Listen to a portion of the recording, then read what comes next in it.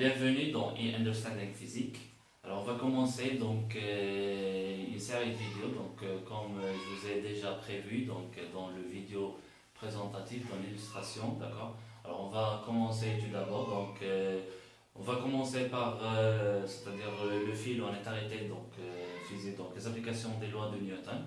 Alors, on a fait tout d'abord, on a fait donc le chute libre, que ce soit sans frottement ou avec frottement, d'accord.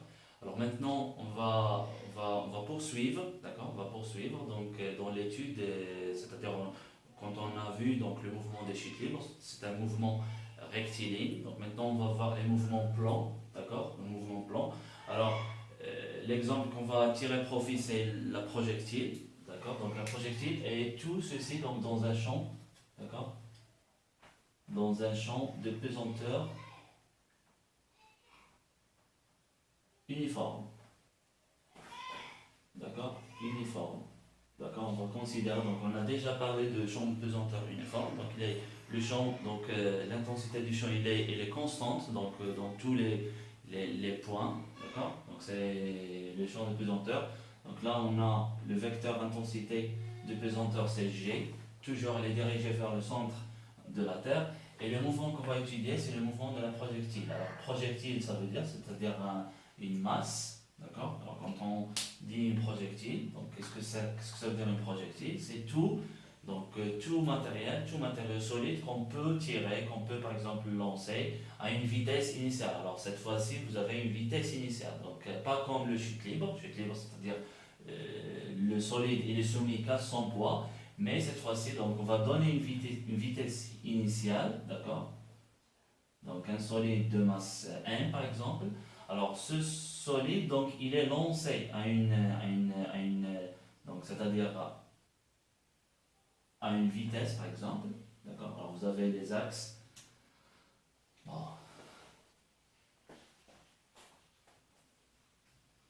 Alors tout d'abord, voilà.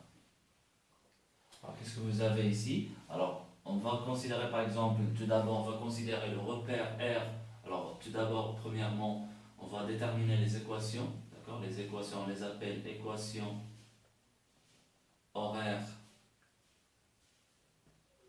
paramétriques, d'accord. Les équations horaires paramétriques.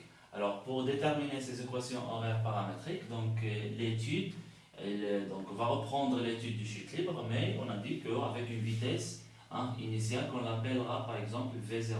D'accord. Alors cette vitesse initiale V0, alors le repère qu'on va considérer, c'est un repère donc R O I J K. D'accord. Alors puisque c'est un repère à deux, bon, le mouvement il est plan, c'est-à-dire on n'aura besoin que, c'est-à-dire à la base deux dimensions. On va prendre par exemple IK. D'accord. Vous avez deux dimensions, c'est-à-dire l'axe des X et l'axe des Z par exemple. Alors on va considérer donc, le graphe. Donc ici par exemple vous avez X. Donc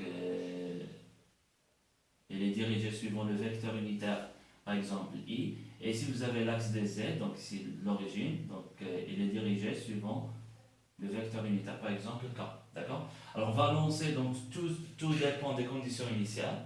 On va lancer par exemple, on va considérer que donc, la projectile tout au début elle est là, par exemple à une hauteur qu'on appelle par exemple Z0, d'accord. Alors ce sont des conditions initiales, c'est-à-dire nous quand on maîtrise ces conditions initiales, d'accord, et on va lancer cette projectile à partir d'une vitesse. À partir d'une vitesse, regardez ici, vous avez V0. Alors cette vitesse, elle fait avec l'horizontale un angle, par exemple, on l'appelle l'angle alpha. D'accord. C'est-à-dire vous avez deux composantes de la vitesse. Vous avez une composante suivant l'axe des X et une autre composante suivant l'axe des Z. Par exemple, donc ça c'est V0Z. Et ici vous avez V0 par exemple X. Alors le mouvement, donc on va voir, donc le but c'est quoi? C'est d'étudier donc le mouvement de la projectile dans ce plan, c'est-à-dire X, O, Z. Et on va voir donc les paramètres donc, qui vont intervenir. Donc vous avez deux paramètres, X et Z. Et le but, donc en fin de compte, de déterminer, on a dit, les caractéristiques et aussi l'équation de la trajectoire. Allez, on commence. Alors on a dit V0, donc V0, on considère le repère, donc tout d'abord, le repère R, O, I, K, d'accord? Alors on lance donc la projectile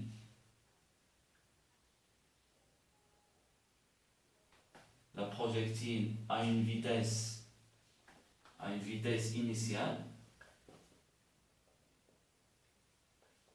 initiale V0 par exemple. Alors V0, deux composantes dans la base R, O, I, J, K. Repère R, O, I, J, K, mais la base I, J, K. D'accord? Alors V0, en suivant l'axe des X, vous avez V0X qui est égal. Et V0Y, on l'a choisi 0, c'est-à-dire on ne va pas tenir compte de l'axe des Y. Alors l'axe des Y, cette fois-ci, il est donc X, Y, voilà, l'axe des Y, il est entrant, d'accord? Donc ça c'est l'axe des Y. Vous avez aussi J par exemple, comme ça. D'accord? Alors V0Y égale 0. Alors V0 Z est égal. Alors V0X, c'est donc par rapport à ce triangle droit ici. Donc vous avez cosinus, c'est-à-dire vous avez V0 cosinus alpha. Alors pour V0X, V0 cosinus alpha. Mais pour Z, vous avez un sinus ici, donc V0 sinus alpha, pas cosinus alpha. Voilà, sinus alpha. Donc ce sont les conditions initiales de V0, d'accord? Alors, tout d'abord, donc ça, ce sont les conditions initiales. Alors, pour mettre des équations horaires paramétriques, donc on doit commencer tout d'abord par l'équation de l'application du principe fondamental de la dynamique ou la deuxième loi de Newton. Alors, deuxième loi de Newton, qu'est-ce qu'il donne? Alors, on a dit que la projectile, elle sera soumise qu'à son poids, c'est-à-dire la somme des forces est égale à MA, d'accord, ou MAG, c'est-à-dire, alors, somme des forces, c'est la seule force, c'est P, c'est-à-dire M fois G, d'accord. Alors, ce qui donne que MAG est égal à M fois G. Donc, ce qui donne aussi, donc en simplifiant par la masse, c'est-à-dire la masse du corps, alors on a AG est égal à G, vecteur. D'accord? Si on veut projeter, donc le vecteur G, le vecteur intensité de pesanteur, il n'a qu'une seule composante. Alors suivant l'axe des Z, suivant l'axe des X c'est 0, suivant aussi l'axe des Y c'est 0, donc c'est-à-dire vous avez 0 ici, 0 ici, et suivant l'axe des Z vous avez G, mais avec un signe moins. Pourquoi? Parce que donc, les deux sens sont opposés. D'accord? Alors, vous avez AG finalement, donc A, G est égal à 0, 0, et ici moins G dans le repère R, O, J, K. D'accord? Alors, ce sont des équations paramétriques, donc on aura au total, c'est-à-dire vous avez trois relations, ou bien trois équations. J'ai effacé le paragraphe. Donc on a trois équations, c'est-à-dire la première équation c'est que la dérivée seconde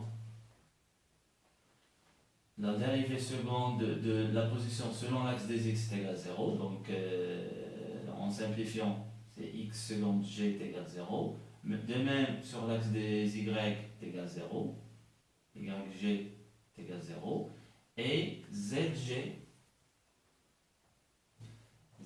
seconde est égal à moins g. D'accord? Alors ce sont les équations paramétriques qui concernent l'accélération du centre de pesanteur. Alors je redessine le schéma. Alors, vous avez ici, on a dit la projectile. Ici vous avez V0. Ici vous avez alpha. D'accord? Et ici on a dit, dirigé suivant l'axe des I, suivant l'axe des K. D'accord? Et ici vous avez, par exemple, projection de V0. Vous avez ici V0X. Et ici vous avez V0Z. D'accord? Ce sont les deux composants de la vitesse initiale. Alors quand on lance, donc le trajectoire que la projectile va mettre, par exemple ceci, d'accord, c'est-à-dire à un instant donné, la projectile, elle sera ici, par exemple, à un instant t donné. Donc ça, c'est un point, on le qualifie par S, donc c'est-à-dire son mot. D'accord? Bien. Alors, qu'est-ce qui reste maintenant? Maintenant, vecteur. Donc, puisqu'on a trouvé vecteur vitesse, donc on doit chercher vecteur accélération. Donc, vecteur accélération, on doit chercher vecteur vitesse, donc par intégration, parce que D, donc ça c'est vecteur vitesse, d'accord, VG. Alors, sachant que la dérivée de la vitesse donne accélération, d'accord. Alors, V, D de V sur dt est égal à AG, accélération c'est-à-dire du centre d'inertie, d'accord. Alors, ceci, donc par intégration, donc il fallait intégrer cette équation, c'est-à-dire c'est comme si vous avez D de VG est égal à AG dt, d'accord, c'est-à-dire V à un instant t, par intégration, il donne AGT plus une constante. Alors cette constante, donc c'est une constante vectorielle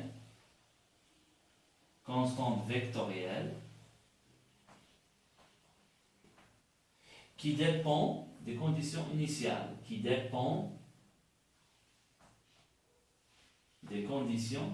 initiales. D'accord? Alors, les conditions initiales, on a déjà fixé.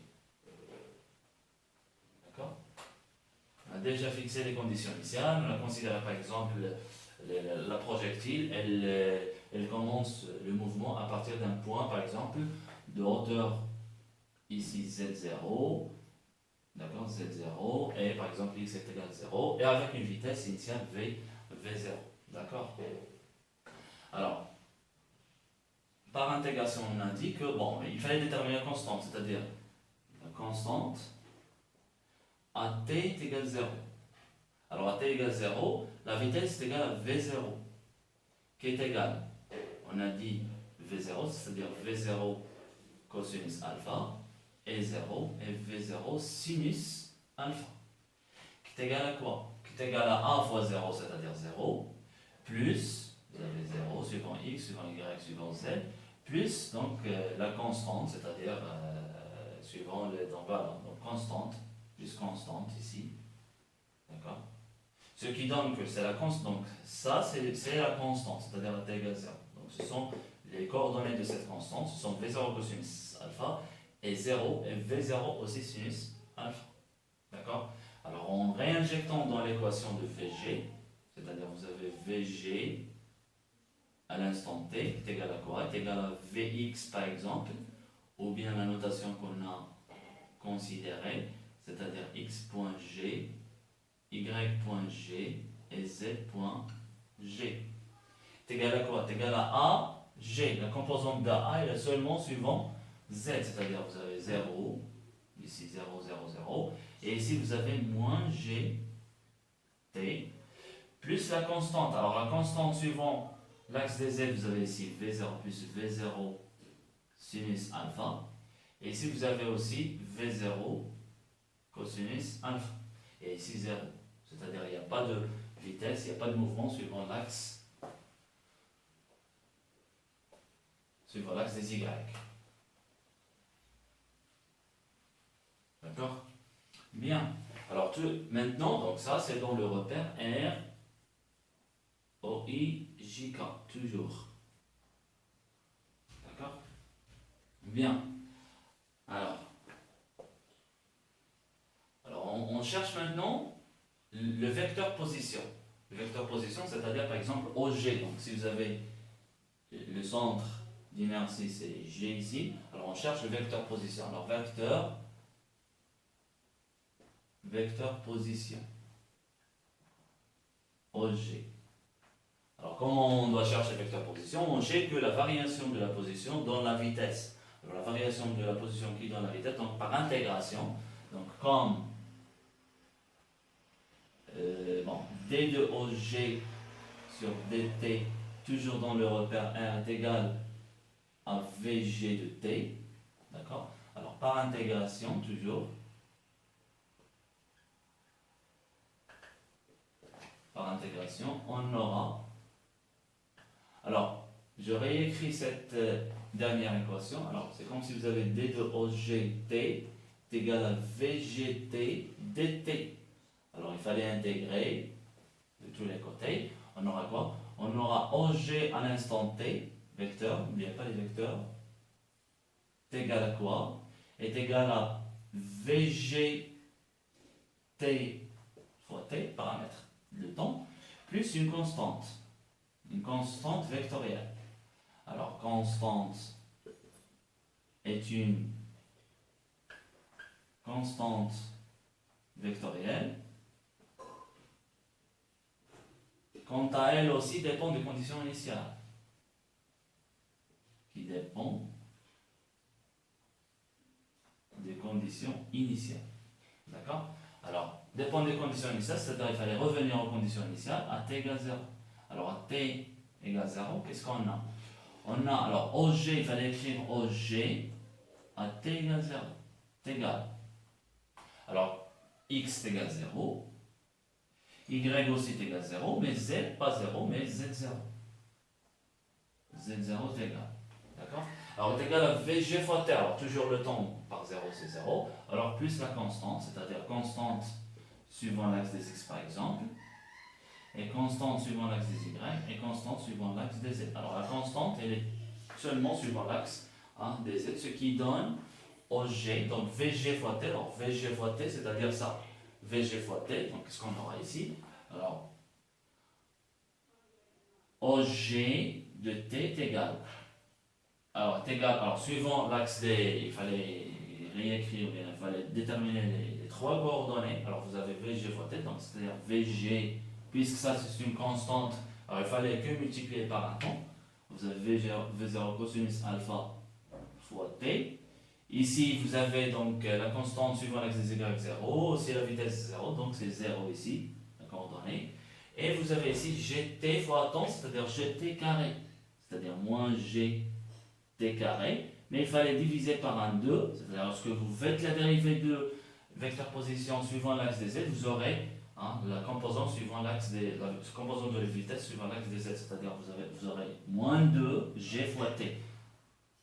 Avec le 2, ça simplifie, donc ce qui reste, c'est moins g fois t. Alors, plus quoi? Plus V0 sinus alpha et le tout, donc fois t. D'accord? Plus la constante, alors on a dit la constante suivant x c'est 0, suivant y c'est 0, mais suivant z, il fallait ajouter, d'accord? Il fallait ajouter plus z0. Alors, une fois qu'on détermine le vecteur position OG suivant les différentes coordonnées, c'est-à-dire x, y et z, alors on a fini, c'est-à-dire ce qui reste, c'est l'équation de la trajectoire. Alors, OG, je réécris ici le vecteur position OG à l'instant t, toujours dans le repère R, O, I, J, K. D'accord? Alors, qu'est-ce qu'on va y avoir? Alors, vous avez V0 cosinus alpha facteur de t, et puis suivant, bon, si vous voulez ici, x est égal, bien, xg de t est égal, yg de t toujours nul, parce que pas de mouvement suivant l'axe des y, et vous avez aussi zg de t qui est égal à moins gt carré sur 2, plus v0 sinus alpha t plus z0. Alors, ce sont les différentes composantes suivant l'axe des x, des y et des z. Alors, il fallait déterminer. Alors, deuxièmement, équation de la trajectoire.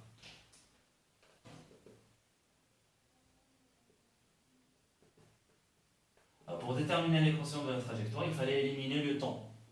C'est-à-dire le temps qui apparaît ici, il fallait l'éliminer, il fallait déterminer une équation qui lie seulement les paramètres z et x.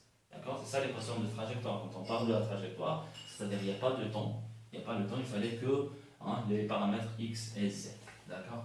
Alors comment on doit déterminer ça? C'est-à-dire on doit déterminer, on va extraire t, donc ici, donc t est égal à quoi? T est égal à x divisé par ça. D'accord? Et puis on le réinjecte dans z, et finalement vous aurez z en fonction de x. Allez-y. Alors, d'après, donc on va appeler ça des équations, par exemple ça c'est 1, d'accord? Ça c'est 2, et ça c'est 3. Alors à partir de 1, on a t est égal. Alors je vais simplement prendre x, y, z est égal à x divisé par v0, vous avez cosinus alpha. D'accord? On le réinjecte, ou bien en injectant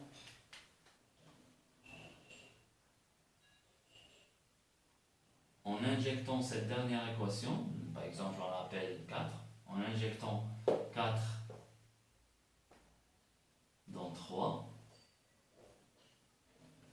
on aura, qu'est-ce qu'on va y avoir? Oh là là, la graphe.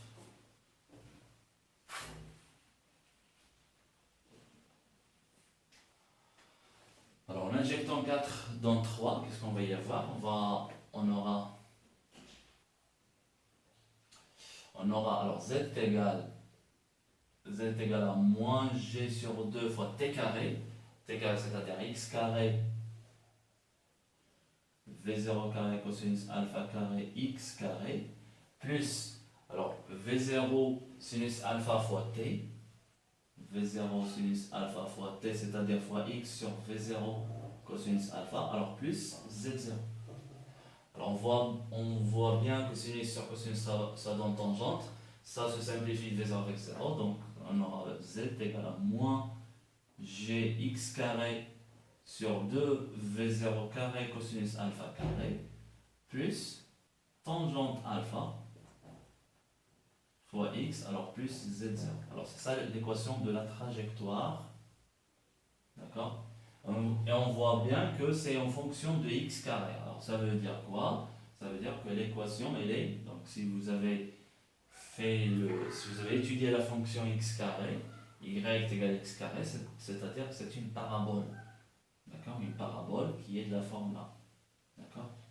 Alors vous avez par exemple, donc ça c'est S, on va chercher les coordonnées de S, vous avez la projectile à t égale 0, donc z égale 0, ça c'est z et ça c'est x, dirigé suivant le vecteur unitaire i, et ça suivant le vecteur unitaire, par exemple k. Ici O, d'accord? Et on n'oublie pas donc z0.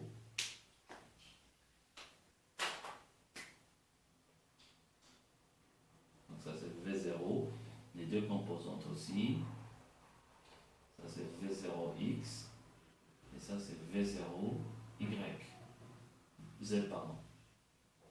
Ici vous avez alpha, d'accord? Bien. Alors ça c'est l'équation de trajectoire. Donc une fois fini l'équation de la trajectoire, donc on passe aux caractéristiques de cette trajectoire. Alors caractéristiques de cette trajectoire, alors tout d'abord on commence par S. Le point S, on l'appelle la flèche. Donc, troisièmement, la flèche de la trajectoire.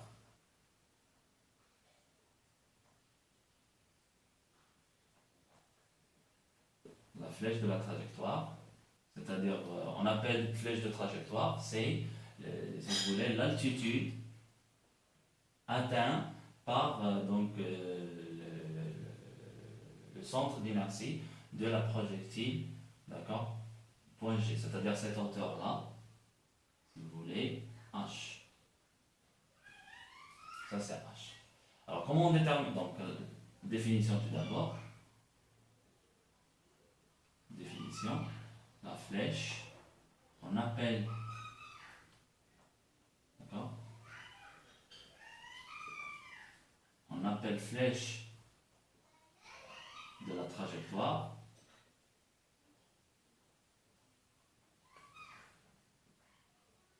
flèche de la trajectoire. Donc, l'ordonnée, si vous voulez, donc on parle de l'ordonnée Z. L'ordonnée Z atteint par la projectile ou bien par le centre d'inertie de la projectile.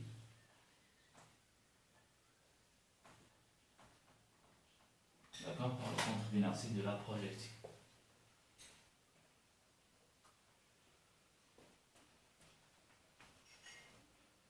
Alors, comment détermine-t-on cette hauteur, bien cette ordonnée?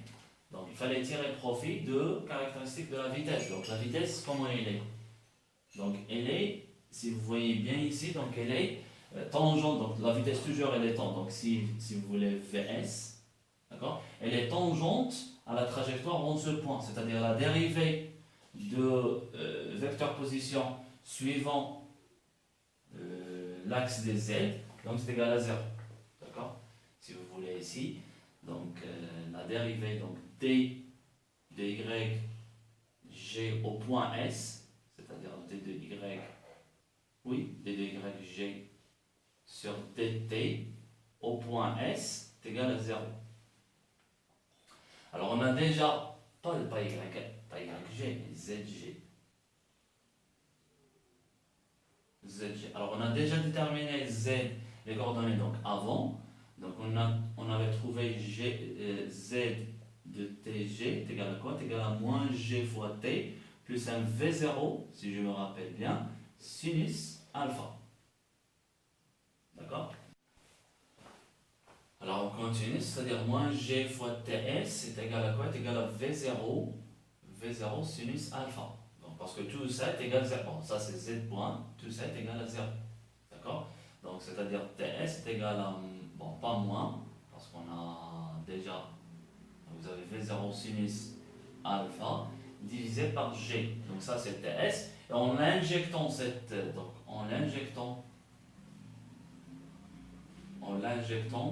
dans l'équation qu'on a appelée, dans l'équation 3, je pense. Alors on avait z est égal à moins gt carré sur 2 plus v0 sinus alpha t.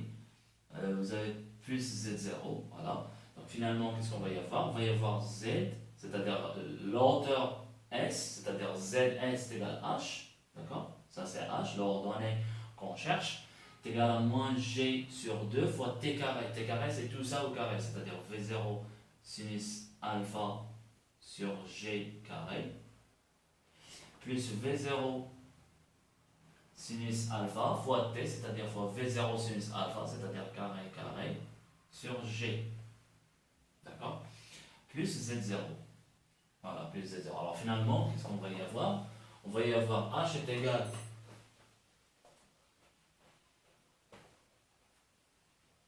toujours, j'efface le schéma. Alors h est égal à moins g. Alors vous avez moins g, avec g ça simplifie, c'est-à-dire 1 sur g divisé par 2, d'accord? C'est-à-dire comme si vous avez moins 1,5 plus 1, d'accord? Moins 1,5 plus 1, c'est-à-dire moins 1,5 plus 1, c'est-à-dire 1 moins 1,5, c'est-à-dire 1,5. Alors vous avez moins 1,5, pas moins 1,5, alors v0 sinus alpha sur 2g, voilà, plus z0. Si je ne me trompe pas, donc v0 carré, attention. V0 carré, sinus alpha carré sur 2g, voilà, plus z0. Voilà, c'est tout. Donc c'est ça la flèche, c'est-à-dire l'ordonnée que peut la projectile, l'ordonnée maximale si vous voulez, que peut la projectile atteindre, d'accord, lorsqu'elle est en mouvement. Alors c'est ça, donc si on finit ici, d'accord, on finit ici le chapitre, d'accord. Alors finalement, donc des fois on a H, on a aussi Z0, on peut déterminer V0. Donc c'est ça le but de l'étude de la projectile, c'est-à-dire il fallait déterminer V0, c'est-à-dire des fois on veut, donc les études paramétriques, et l'objectif, le but c'est de déterminer la vitesse initiale, donc avec laquelle on lance la projectile ou bien le solide de façon en général. Donc voilà, donc ceci met fin à cette paragraphe concernant l'étude du champ de l'étude de la projecteur dans le champ de pesanteur, uniforme bien sûr. D'accord? Alors la prochaine vidéo, Inch'Allah, ça va porter sur l'étude des planètes et les lois de Kepler. D'accord? Les 3 lois de Kepler. D'accord? Alors je vous invite à voir cette vidéo, donc à poursuivre, à continuer à faire aussi des exercices. D'accord? Il fallait faire aussi, donc on va sélectionner, on va prendre un exercice, on va l'étudier en détail. D'accord? Alors je le redis, on n'est pas dans une vacance particulière, on est dans, c'est-à-dire il fallait étudier à la maison, il ne fallait pas perdre le temps, il fallait suivre les études afin quand on recommence, alors on sera dans un niveau ainsi de suite. D'accord? Il fallait bien étudier, il fallait bien, donc je vous invite mes chers élèves, d'accord, à bien suivre vos études. D'accord? Et merci, à la prochaine, Inch'Allah. Merci.